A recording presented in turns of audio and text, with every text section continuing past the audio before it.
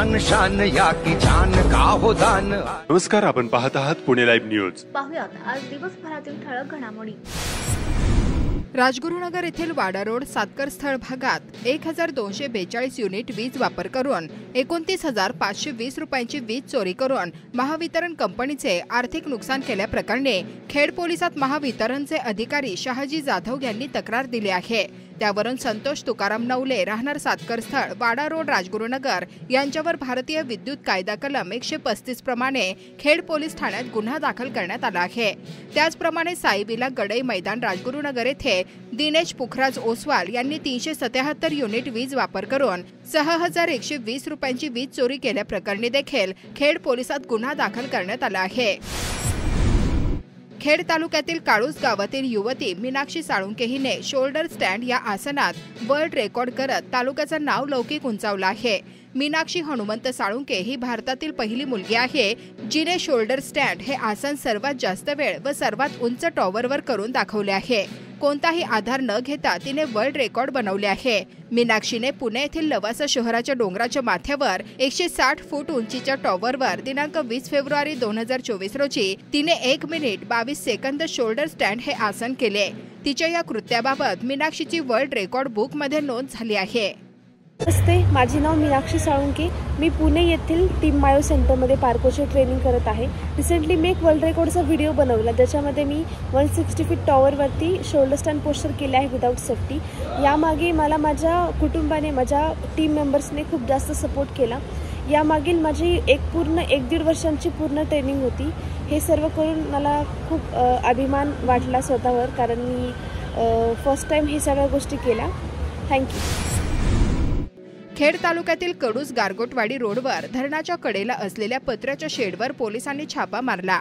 या ठिकाणी जुगार खेळताना 4 जणांना ताब्यात घेण्यात आले असून त्यांच्याकडून रोकड हस्तगत करण्यात आली आहे। मुंबई जुगार ऍक्ट कलम 12A प्रमाणे खेड पोलीस ठाण्यात गुन्हा दाखल करण्यात आला आहे। एकात्मिक बाल विकास सेवा योजना प्रकल्प खेड क्रमांक 2 मधील अंगणवाडी मदतनीस पदाच्या 13 रिक्त जागांची भरती स्थानिक महिला पात्र उमेदवारांमधून करण्यात येणार असल्याची माहिती बालविकास प्रकल्प अधिकारी अनिकेत पालकर यांनी दिली। अंगणवाडी मदतनीस या पदाकरिता अंगणवाडी विराम, भलवडी, वाघू, सातकरवाडी, तांबडेवाडी, वांद्रा, कुरुळी 1, खराबवाडी 2, सिद्धेगव्हाण, खालुंबरे, कोळीये, आंबेठाण 1, वाकीतर्फे वाडा, चोरघेवाडी, पाईट येथील एकूण 13 जागांच्या रिक्त पदासाठी भरती होणार आहे। स्थानिक महिला उमेदवारांनी खेड पंचायत समितीच्या आवारातील एकात्मिक बालविकास प्रकल्प कार्यालय खेड क्रमांक 2 या कार्यालयात अर्ज दाखल करावेत। 3 जुलै 2024 ही अंतिम मुदत आहे। मदतनीस पदाच्या भरतीसाठी संबंधित ग्रामपंचायतीत 20 जून रोजी अर्ज नमुना आणि सोबत आवश्यक कागदपत्रांची माहिती उपलब्ध करण्यात आली आहे। महिला उमेदवार ग्रामपंचायत कार्यक्षेत्रातील असणे बंधनकारक आहे। कमीत कमी 21 वर्ष व जास्तीत जास्त 35 वर्ष अशी वयाची अट असून शैक्षणिक पात्रता इयत्ता 12वी उत्तीर्ण, अपत्य मर्यादा 2 आहेत। 3 जुलैपर्यंत अर्ज स्वीकारल्यानंतर छाननी करून पात्र उमेदवार निहाय यादी, प्राप्त अर्जनिहाय पडलेले गुण आदी सर्व तारखा 3 जुलै रोजी कार्यालयात प्रसिद्ध करण्यात येणार असल्याची माहिती बालविकास प्रकल्प अधिकारी अनिकेत पालकर यांनी दिली। पिंपरी चिंचवड पोलीस दलातील शिपाई पदाच्या 262 जागांसाठी तब्बल 15,042 उमेदवारांनी अर्ज केले असून बुधवार दिनांक 19 जूनपासून भोसरीतील इंद्रायणी नगर येथील मैदानावर ही भरती प्रक्रिया राबवण्यात येत आहे। भरती प्रक्रियेतील गैरप्रकार टाळण्यासाठी बायोमेट्रिक पद्धतीचा अवलंब केला जाणार आहे, अशी माहिती पिंपरी चिंचवडचे प्रभारी पोलीस आयुक्त सुनील रामानंद यांनी पत्रकार परिषदेत दिली। पिंपरी चिंचवड शहरासाठी स्वतंत्र पोलीस आयुक्तालय स्थापन झाल्यानंतर यापूर्वीही पोलीस भरती प्रक्रिया पार पडली आहे। मात्र आयुक्तालयाच्या जागेच्या अडचणीमुळे या भरती प्रक्रियेतील मैदानी चाचणी पुण्यात झाली, परंतु आता प्रथमच शहरातील भोसरी येथे मैदानी चाचणी होत आहे। पिंपरी चिंचवड शहर पोलीस दलात शिपाई पदाच्या 262 जागांची भरती केली जात आहे। सर्वसाधारण उमेदवारांसाठी 79, महिला 78, खेळाडू 15, प्रकल्पग्रस्त 14, भूकंपग्रस्त 4, माजी सैनिक 41, अंशकालीन पदवीधर 11, पोलीस पाल्य 7, गृहरक्षक दल 13 अशा जागा आहेत। भरती प्रक्रियेत प्रथम शारीरिक चाचणी घेण्यात येईल। त्यामध्ये किमान 50% गुण मिळवणाऱ्या उमेदवारांमधून 1:10 प्रमाणात उमेदवारांची 100 गुणांची लेखी परीक्षा घेण्यात येईल। उमेदवारांनी लेखी परीक्षेत किमान 40% गुण मिळवणे आवश्यक आहे। 40%हून कमी गुण मिळवणारे उमेदवार अपात्र समजले जातील। मैदानी चाचणीसाठी पहिल्या दिवशी 500, त्यानंतर दररोज 1200 उमेदवार आणि 5 जुलै रोजी 1620 उमेदवारांची मैदानी चाचणी होणार आहे। चाकण परिसरातील चोऱ्या आणि गुन्हेगारीच्या पार्श्वभूमीवर महत्त्वाच्या ठिकाणी सीसीटीव्ही लावण्याची गरज आहे. चाकण परिसरातील नागरिक प्रवाशांच्या सुरक्षिततेच्या दृष्टिकोनातून महत्त्वाचे चौक, रस्ते आणि बसस्थानक परिसरात सीसीटीव्ही कॅमेरे कार्यान्वित करण्याची गरज आहे. राजगुरुनगर शहरात देखील अनेक चोऱ्या आणि लूटमारीच्या घटना घडत आहेत. तालुक्याचे ठिकाण असलेल्या राजगुरुनगर शहरात देखील सीसीटीव्ही कॅमेरे अत्यंत गरजेचे झाले आहेत. चाकण परिसरात मागील काही दिवसात गुन्हेगारीच्या घटना वाढल्या आहेत. मोबाईल चोरीपासून प्रवाशांना लुटल्याच्या ते खुनी हल्ले आणि खुनाच्या घटना समोर येत आहेत. त्यामुळे सुरक्षिततेचा प्रश्न निर्माण झालाय. अशा प्रकारच्या गुन्हेगारी घटनांवर नियंत्रणासाठी शहरात सीसीटीव्ही लावण्याची गरज आहे. चाकण पालिकेच्या माध्यमातून शहरातील सर्व भागात सीसीटीव्ही लावण्यासाठी प्रयत्न मागील 2 वर्षापासून सुरू आहेत. मात्र पालिकेच्या अधिकारी आणि ठेकेदार मंडळींना वेगळ्याच कामात अधिक स्वारस्य असल्याचे निरनिराळ्या विकास कामांमधून पाहावयास मिळत आहे. शहरात कायदा आणि सुव्यवस्था राखण्यासाठी पालिकेने किमान या कामासाठी पुढाकार घेण्याची गरज आहे. खेड कृषी उत्पन्न बाजार समितीच्या चाकण येथील महात्मा फुले मार्केटमध्ये बुधवारी 19 जून रोजी कांद्याची 1800 पिशवी आवक होऊन कांद्याला 2000 ते 3100 रुपये भाव मिळाला. बटाट्याची 2800 पिशवी आवक होऊन 1400 ते 2300 रुपये भाव मिळाल्याची माहिती खेड बाजार समिती प्रशासनाकडून देण्यात आली. देहू आणि आळंदी नगरी पुन्हा सज्ज झाली आहे.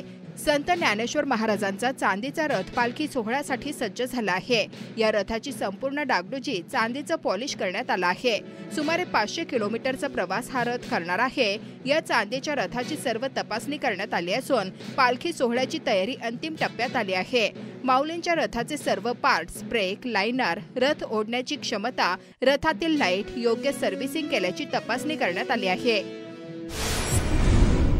संत ज्ञानेश्वर महाराजांच्या पालखी सोहळ्यासमवेत आषाढी वारीसाठी जाण्यासाठी मानकरी शितोळे सरकार यांचे मानाचे अश्व शितोळे अंकली कर्नाटक येथून आळंदीकडे मार्गस्थ झाले.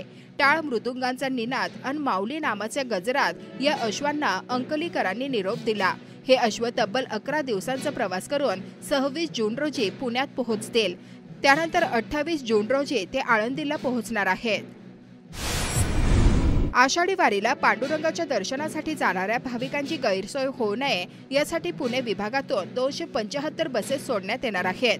तसेच बाहेरील आगारातून 200 बसेस मागविण्यात आल्या आहेत. वावगाव, जवळके, वरुडे तालुका खेड येथे मागील काही दिवसात मुसळधार पाऊस पडला. त्यामुळे शेतात पाणी साचले.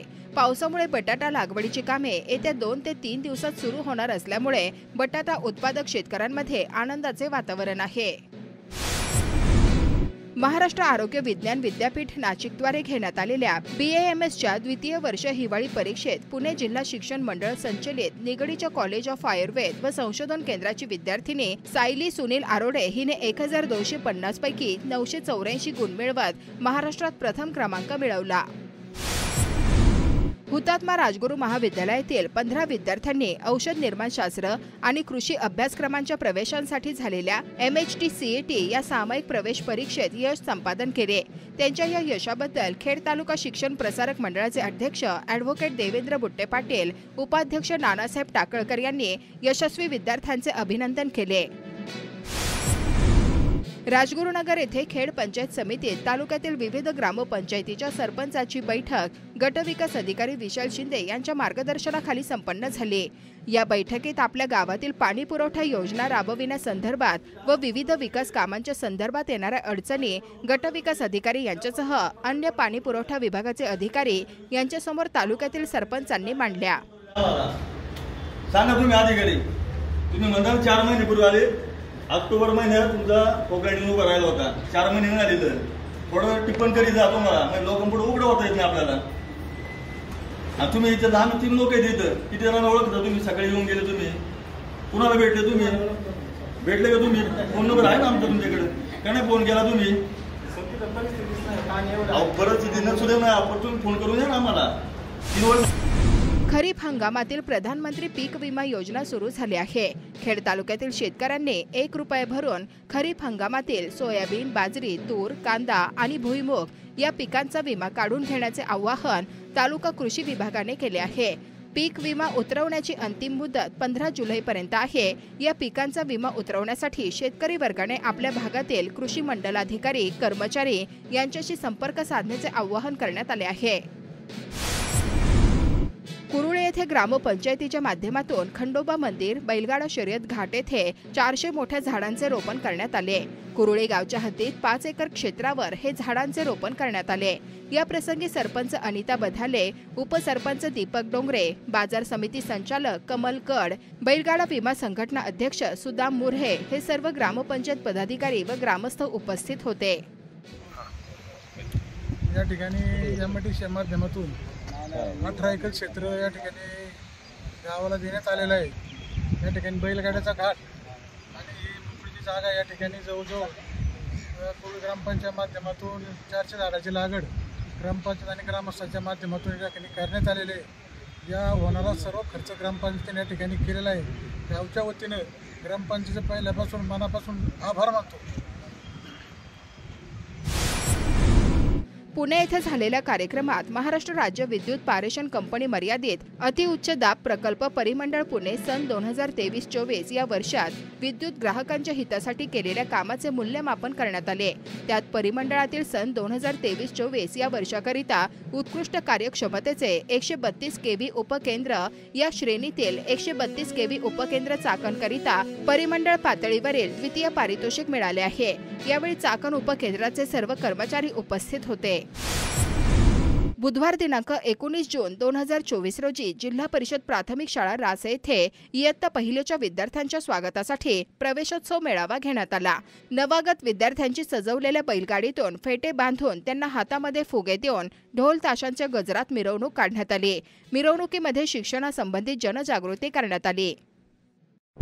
नमस्कार, आपण पाहत आहात पुणे लाईव्ह न्यूज।